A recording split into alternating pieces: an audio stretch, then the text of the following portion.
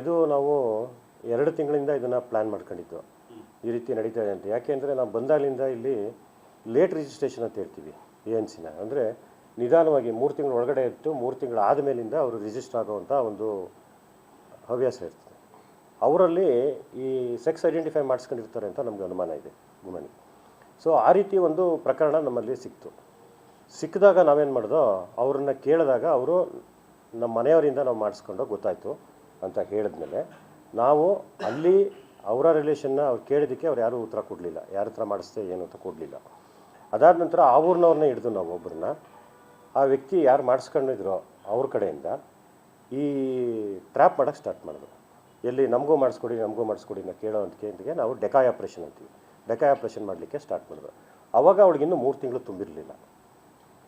ಅದಾದಮೇಲೆ 3 ತಿಂಗಳು ತುಂಬಿದ ಮೇಲೆ 4 ತಿಂಗಳು ಅಥವಾ 3.5 ತಿಂಗಳು ಆದಮೇಲೆ ಬನ್ನಿ ಅಂತೇಳ್ಬಿಟ್ಟು ಅಂತೇಳಿ ಕಳಿಸಿದ್ರು. ಅದು ಈಗ ಒಂದು ವಾರದಿಂದ ದಿನ ಬಿಟ್ಟು ದಿನ ವ್ಯತ್ಯಾಸ ಆಗ್ತಾಯಿತ್ತು, ಮಿಸ್ ಆಗ್ತಾಯಿತ್ತು. ಕೆಲವರು ಇವರು ಸಿಗ್ತಿರಲಿಲ್ಲ, ಅವ್ರು ಸಿಗ್ತಿರಲಿಲ್ಲ ಅಂತ. ಅದು ನಿನ್ನೆ ನಮಗೆ ಮಾಹಿತಿ ಬಂತು. ನಮಗೆ ಇದ್ದಿದ್ದು ಬೇರೆ ಕಡೆ ಜಾಗದಲ್ಲಿ. ಆದರೆ ನಿನ್ನೆ ಮಧ್ಯಾಹ್ನ ನಮಗೆ ಮಾಹಿತಿ ಬಂದಿದ್ದು ಬೆಳ್ಳೂರು ಕ್ರಾಸ್ಗೆ ಬಂದು ಜಾಯ್ನ್ ಆಗಿ ನಾವಲ್ಲಿ ನಿಮ್ಮನ್ನ ಕರ್ಕೊಂಡು ಹೋಗ್ತೀವಿ ಅಂತ ಹೇಳಿದರು.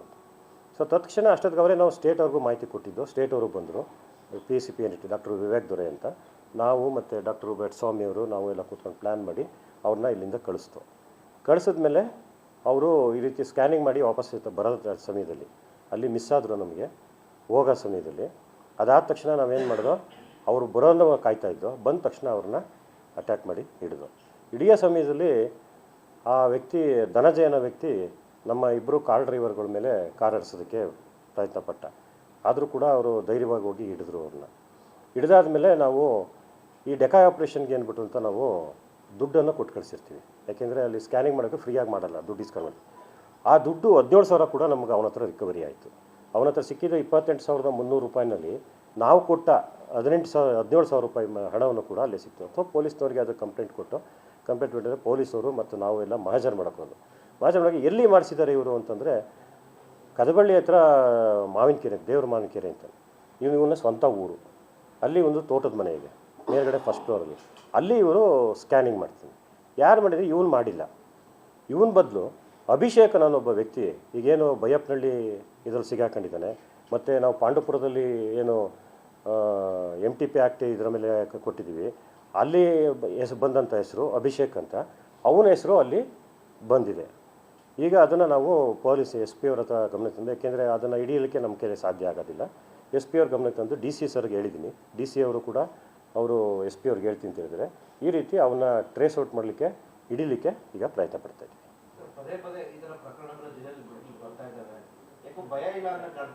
ಅದನ್ನೇ ಈಗ ನಮಗೆ ಬೇಕಾಗಿರೋದು ಕಲ್ಪಿಟ್ ಈಸ್ ಯಾರು ಅಭಿಷೇಕ್ ಗೌಡ ಮಾಡ್ತಿರೋನೇ. ಅವನು ಎಲ್ಲೇ ಹೋದರೂ ಯಾವ ಕಡೆ ಹೋದರೂ ಅವನ ಹೆಸರೇ ಬರ್ತಾ ಇರೋದ್ರಿಂದ ಅವನ್ನ ಹಿಡಿಲಿಕ್ಕೆ ಪೊಲೀಸ್ ಇಲಾಖೆಯಿಂದ ನಾವು ಸಹಕಾರ ತಗೊಂಡು ಮಾಡಲಿಕ್ಕೆ ಮಾಡ್ತೇವೆ.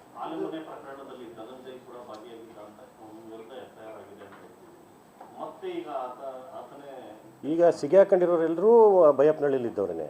ಈಗ MTP ಆ್ಯಕ್ಟಲ್ಲಿ ಮಾಡಿರೋರು ಬೈಯಪ್ಪನಹಳ್ಳಿಲೇ ಇದ್ದರು. ಇದರಲ್ಲಿ ಆದರೆ ಬೇಲ್ ತಗೊಂಬಂದಿದ್ರು. ಹಾಗೆ ಇದರಲ್ಲೂ ಕೂಡ ನಮಗೀಗ ಮೇಯ್ನಾಗಿ ಬೇಕಾಗಿರೋದು ಅಭಿಷೇಕ್ ಗೌಡ ಅನ್ನೋನು.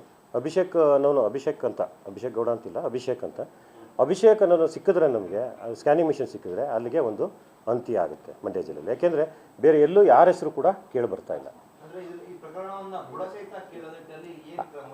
ಅದೇ ಕ್ರಮ ವಹಿಸೋದಕ್ಕೆ SP ಅವರಲ್ಲೇ ಕೇಳ್ಕೊಂಡು ಆ ಅಭಿಷೇಕ್ ಅನ್ನೋನ್ನ ಹಿಡಿದ್ರೆ ಇದು ಬುಡ ಸಮೇತ ಹೋಗುತ್ತೆ ಮಂಡ್ಯ ಜಿಲ್ಲೆಯಲ್ಲಿ.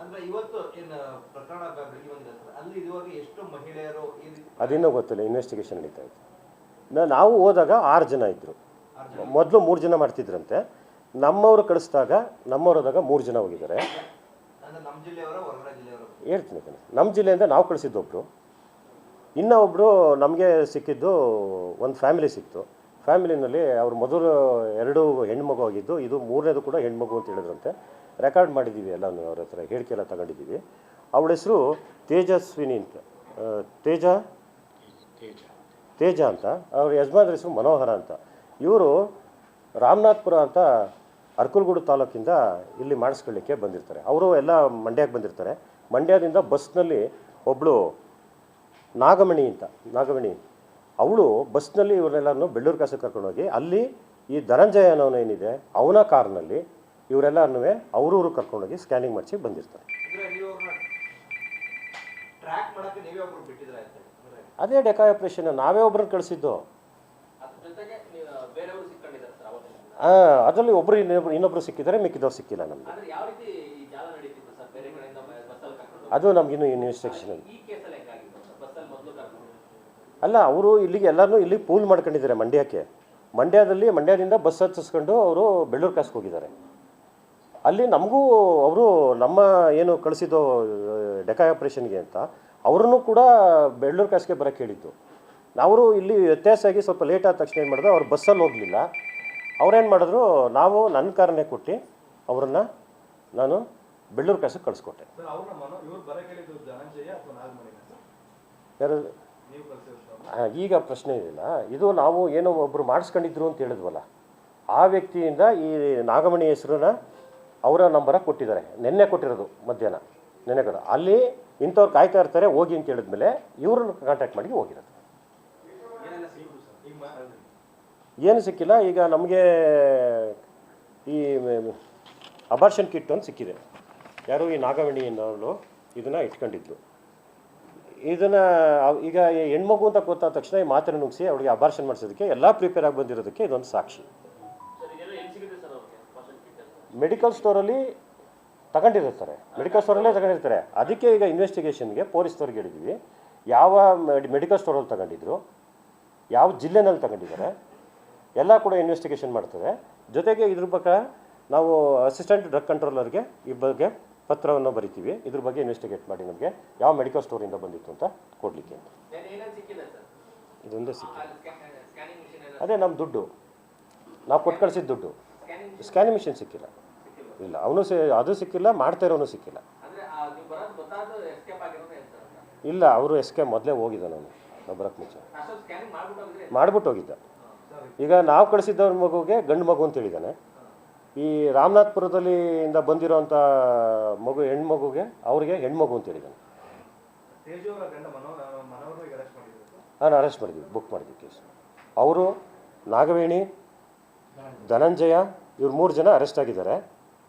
ನಾವು ಕಳಿಸಿದ್ದವ್ರನ್ನ ಸಾಕ್ಷಿದಾರನಾಗಿ ಮಾಡ್ಕೊಂಡಿದ್ದೀವಿ. ಸುಧಾ ಅನ್ನೋರನ್ನ, ಸುಧಾ ವೈಫ್ ಆಫ್ ಮುತ್ತುರಾಜ್, ಅವರಿಂದಲೇ ನಾವು ಟ್ರ್ಯಾಕ್ ಮಾಡಿದ್ದು. ಇನ್ನೊಂದು A1 ಆಗಿ ಅಭಿಷೇಕ್ನ ನಾವು ಕಂಪ್ಲೇಂಟ್ ಕೊಟ್ಟಿದ್ದೀವಿ. ಯಾವುದು ಇದು ಯಾವುದ್ರಲ್ಲಿ ಕೊಟ್ಟಿದ್ದೀವಿ? ಈಗ ಇದ್ರಲ್ಲಿ ಆಗಿರುವಂಥದ್ದು MTP ಆ್ಯಕ್ಟ್ನಲ್ಲಿ ಬುಕ್ ಮಾಡಿದ್ದೀವಿ ನಾವು. ಈಗ ಸ್ಕ್ಯಾನಿಂಗ್ ರಿಲೇಟೆಡ್ ಆಗಿ ನಾವು PCR ಮಾಡ್ತೀವಿ. PCR-ನ ನಾವು ನೆಕ್ಸ್ಟ್ ತಡ ಅಲ್ಲ, ನಮಗೆ ಆ ರೀತಿ ಗೊತ್ತಾಗಲ್ಲ. ಯಾರನ್ನೂ ಕರ್ಕೊಂಡು ಹೋಗಲ್ಲ ಅವರು, ಯಾವ ಮೊಬೈಲ್ನೂ ಅಲೋ ಮಾಡಲ್ಲ ಅವರು.